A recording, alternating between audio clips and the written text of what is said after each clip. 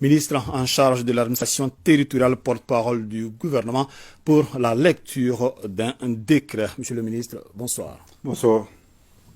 Merci infiniment de m'avoir reçu sur votre plateau. Au nom de nos plus hautes autorités, j'ai l'insigne honneur de délivrer la teneur du décret numéro 2022-0335/PTRM du 6 juin 2022, fixant la durée de la transition. Le président de la transition, chef de l'État, vu la Constitution, vu la charte de la transition, vu la loi numéro 2022-001 du 25 février 2022 portant révision de la charte de la transition, vu le décret numéro 2021-0361/PTRM du 7 juin 2021 portant nomination du Premier ministre, décrète, article 1er. La durée de la transition est fixée à 24 mois pour compter du 26 mars 2022, conformément à l'article 22 de la loi numéro 2022-001 du 25 février 2022 portant révision de la charte de la transition. Article 2. Le présent décret sera enregistré et publié au journal officiel. Bamako, le 6 juin 2022, décret signé par le président de la transition, chef de l'État, son Excellence le colonel Assimi Goïta, et par le chef du gouvernement, Premier ministre, le docteur Choguel Kokala Maïga. Fin de citation. Merci infiniment de votre aisement de l'attention. Alors, monsieur le ministre, quelles sont les implications de ce décret? Merci infiniment. Je voudrais d'abord indiquer que ce décret a deux grandes significations. D'abord une signification juridique et une signification politique. Sur le plan juridique, je voudrais ici rappeler que la transition dans notre pays a débuté le 25 septembre 2020 pour une période de 18 mois. Donc, cette période s'est achevée le 25 mars 2022. Par conséquent, l'adoption de ce décret fixant la transition pour 24 mois de manière rétroactive, qui commence donc le 26 mars 2022, a tout son sens. Cela relève tout naturellement de la rigueur juridique, proroge donc la transition. Il ne s'agit pas d'une nouvelle transition, il s'agit d'une prorogation de la transition, et surtout évite le vide. Un autre élément, en tout cas sur le plan juridique, il est important de préciser que cette prorogation implicite de la transition est prévue dans la charte révisée. Sur le plan politique, je voudrais ici rappeler que la mention aux recommandations des assises nationales de la refondation a tout son sens. Il vous souviendra que les délégués qui ont pris part à ces assises nationales de la transition ont fixé, bien entendu, une période de plancher de 6 mois pour la transition, une période de plafond de 5 ans.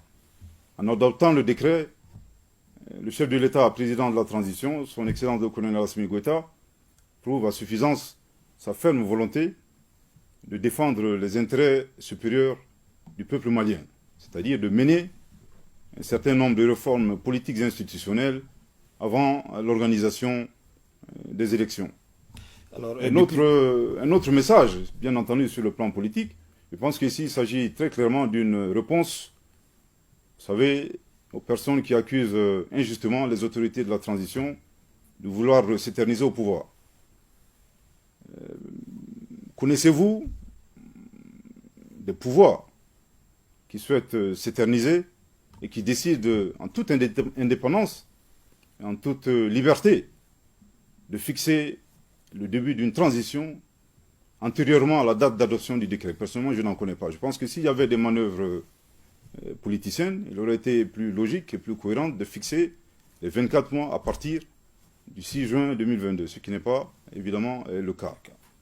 Alors, depuis le 26 mars 2022, quelles sont les actions majeures qui ont été réalisées dans le cadre des réformes politiques et institutionnelles? Merci infiniment. Il est important de rappeler que parmi les 516 recommandations des Assises nationales de la refondation, le gouvernement a décidé de choisir les actions les plus urgentes pour revenir rapidement à un ordre constitutionnel.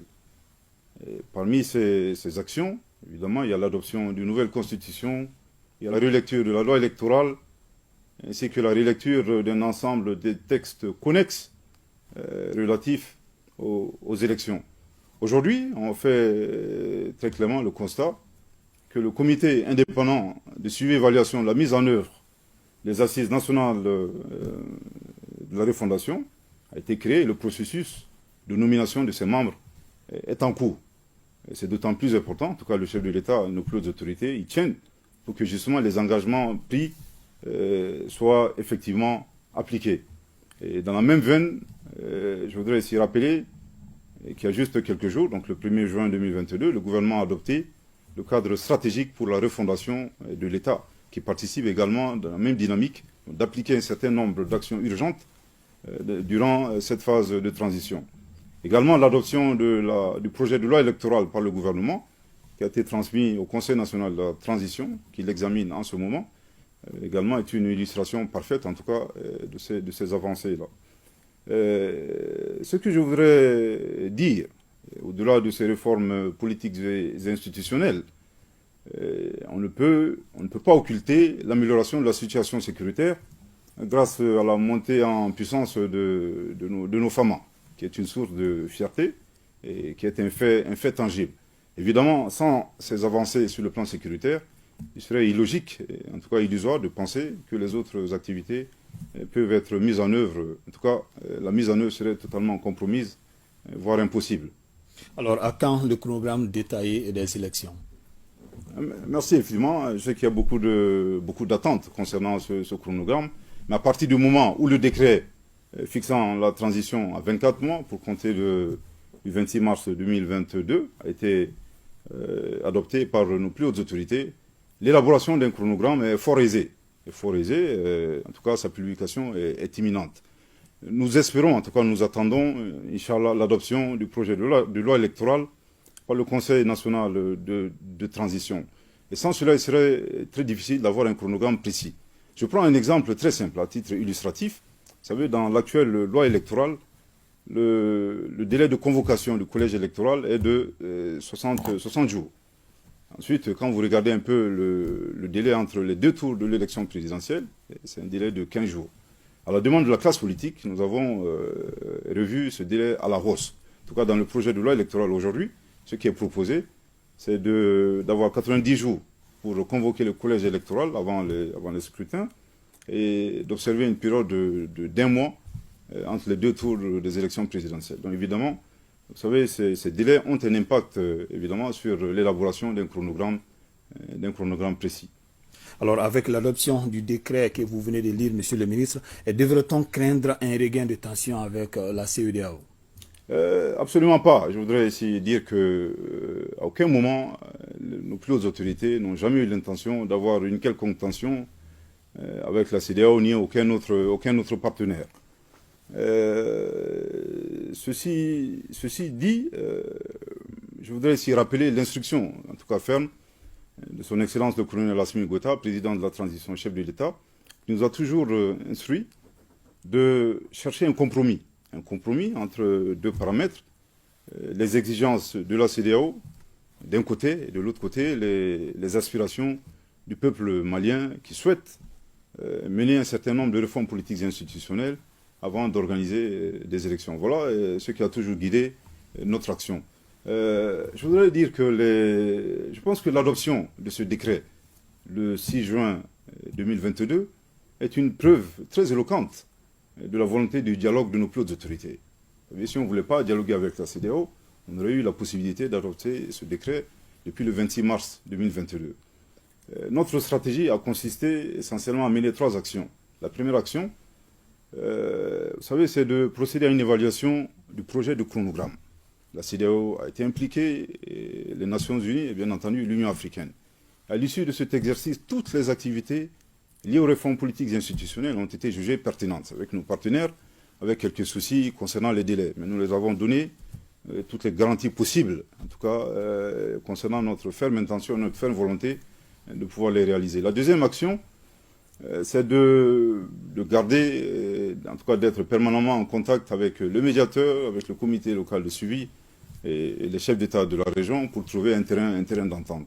Et la dernière action, toujours à l'initiative du Mali, c'est de proposer la mise en place d'un comité de suivi et évaluation du projet de chronogramme piloté par le Mali avec la participation de la CEDEAO, de l'Union africaine et des Nations Unies, par souci de transparence et également gage de notre bonne foi et de notre ferme volonté à tenir les délais. Ceci dit, aujourd'hui, nous avons procédé à une évaluation de la situation.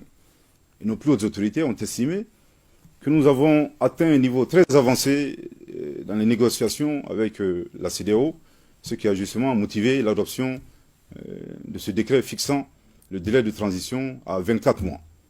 Ce n'est pas une surprise, le médiateur a été informé bien avant, le comité local de suivi et tous les chefs d'État de la CEDEAO. Alors, quel est votre message pour terminer cet entretien? Le message, tout d'abord, c'est à l'endroit de nos concitoyens, de nos compatriotes. Vous savez, les sanctions que nous subissons aujourd'hui constituent une peine, une grande souffrance pour nos plus hautes autorités et l'ensemble des responsables de notre pays. Nous ne l'avons jamais souhaité, nous ne l'avons jamais voulu. Malheureusement, on le dit, le caractère illégal, illégitime et inhumaine de ces sanctions nous pousse tous les jours à réitérer notre ferme condamnation. Toutefois, l'espoir est permis. Je voudrais également rappeler que la dernière décision des chefs d'État de reporter les décisions sur le Burkina Faso, sur le Mali et sur la Guinée n'est pas du tout la faute des autorités maliennes, encore moins la responsabilité de nos plus hautes autorités. Et d'ailleurs, le rapport présenté par le médiateur lors de ce sommet va dans le sens de nos autorités, de nos plus hautes autorités, et démontre très clairement tous les efforts que nous avons déployés en vue d'arriver et de trouver un terrain d'entente avec la CEDEAO. Donc je voudrais dire à nos compatriotes que l'espoir est permis. Il ne fait aucun doute que la levée de ces sanctions est imminente. En tout cas, nous le souhaitons très, très rapidement. Juste un dernier message, c'est évidemment de serrer les rangs, de rester soudés autour de notre patrie et un souhait que Dieu bénisse notre pays, le Mali. Merci, Monsieur le ministre, porte-parole du gouvernement, pour ces précisions.